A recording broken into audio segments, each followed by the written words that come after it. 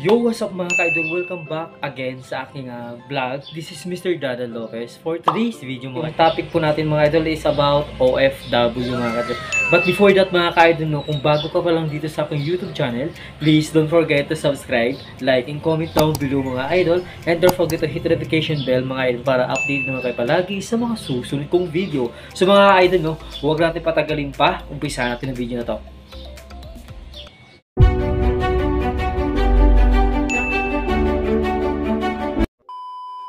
So yun mga ka-idol, no, tama po yung narinig nyo. It's about OFW pag-usapin natin mga ka-idol. Since mag-a-abroad ako mga ka-idol, no. Anyway mga ka-idol, no, sa hindi po nakakaalam kung saan country po ako mag-a-abroad, ito po yung Saudi Arabia mga ka-idol. Now mga ka-idol, no, nagtataka kayo, bakit Saudi Arabia yung pinili ko? Bakit Saudi Arabia yung gusto kong puntahan? So alam natin kasi mga idol, no, pag sinabing Saudi Arabia, nakakatakot doon, merong gera doon, merong patayan doon. So yun mga idol, hindi po yung ganun mga idol, no, kasi since ang Saudi Arabia mga idol, no, isa sa pinaka madaling pasukan ng mga OFW kagaya ko na gusto rin mag-abroad mga idol. And si Saudi Arabia mga idol, open country na rin siya mga idol, at saka madali lang pumunta po doon. Importante mga idol, no, legal po yung ginagawa natin, hindi po illegal mga idol, no. So disclaimer na mga idol, no, dumaan po tayo sa mga legit na agency, yung mga agency na accredited dito sa POAA or sa DMW mga idol. Now mga ka-idol, no, yung pag-usapan natin is about biometric mga ka-idol. Ano ba yung ibig sabihin ng biometric ba ito? Bakit kailangan natin biometric mga ka-idol? So since nag-biometric ako kahapon lang din ako nag-biometric mga ka-idol, no? Ang biometric ko ay isa sa requirements para makapag-stamping visa tayo mga ka-idol. So yung gagawin natin mga ka-idol, no, i-share ko lang sa inyo mga ka-idol based lang sa experience ko mga ka-idol, no? Para may konting idea din kayo sa mga kagaya kong nangangarap mag-abroad mga ka-idol.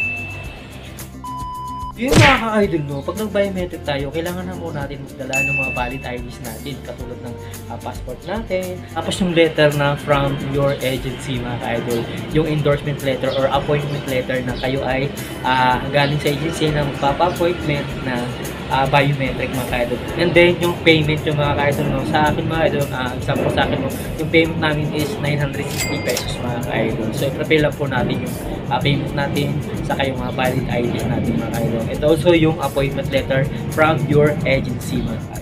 So yung mga ka-idol, no, pag nag-biometric pa tayo is prepare lang po natin yung ating mga valid IDs, tapos appointment letter from agency, tapos kailangan po formal yung suot natin, bawal po naka-short, naka-santo, and then napaka-stricto doon sa loob mismo ng pag-biometric mismo mga idol, no.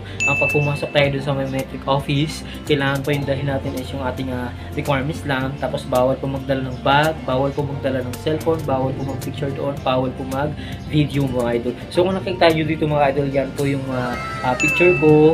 Nasa labas na rin ako naka-video kasi bawal tayo mag-video or mag-picture doon sa loob ng office ng pinag-biometric natin. Uulitin ko lang mga ka-idol, no, sa mga nagtatanong kung ano po yung mga requirements pag nag-biometric tayo. So ito po yung list ng requirements natin.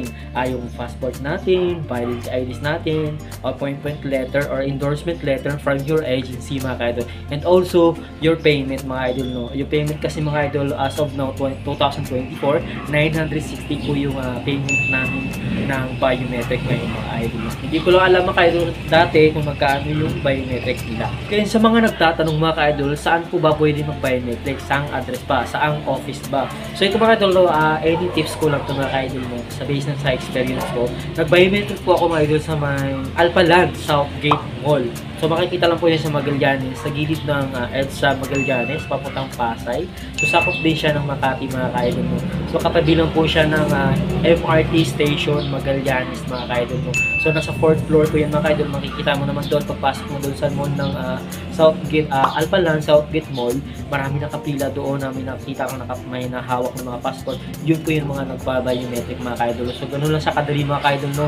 And then yung payment nyo 960 pesos, and then valid IDs in your passport and your endorsement letter or appointment letter from your agency mga ka-idol. So yun lang po yung mga requirements na dadalhin natin mga ka-idol. And of course, prepare nyo na rin yung self nyo kasi meron mga katanungan doon.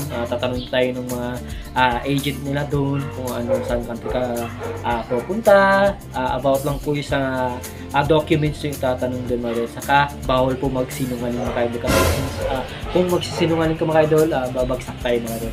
And of course mga ka-idol, yun ay tips ng mga ka-idol sa mga daliri dyan na namamasa o mabilis mabasa o na pinagpapawisan.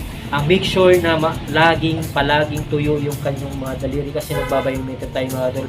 Bawal po basa yung oily. Bawal na oily yung daliri mo kasi para hindi siya, pag oily kasi yung daliri mo, hindi siya agad-agad mababasa ng biometric. So, possible kung hindi siya mababasa, pababalikin ka na nila. So, another expenses ng mga idol, another wasting of time ng mga idol. Kaya make sure na malinis yung daliri mo, tuyong-tuyo, wala siyang basa.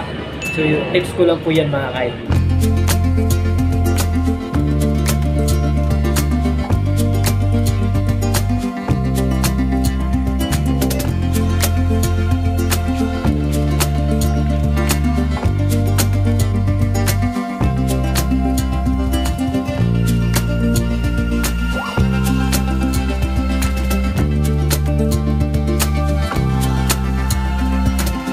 So yun mga ka-idol, no, I hope na katulong yung video na to sa inyo, lalo na sa mga katulad kong nangangarap mag-OFW mga ka-idol. Maraming salamat sa pagpanood nyo. Please don't forget to subscribe, like, and comment down below mga idol. And don't forget to hit the notification bell mga idol para abangan nyo sa mga susunod kong video about sa OFW. Abangan nyo mga idol kung ano pa pwede natin itulong natin sa inyo sa mga nangangarap mag-abroad. Abangan nyo mga susunod kong video mga ka-idol. Maraming salamat sa pagpanood nyo sa aking vlog. Maraming salamat mga idol. Kita-kits tayo ulit sa mga susunod kong video. Maraming salamat. Bye-bye!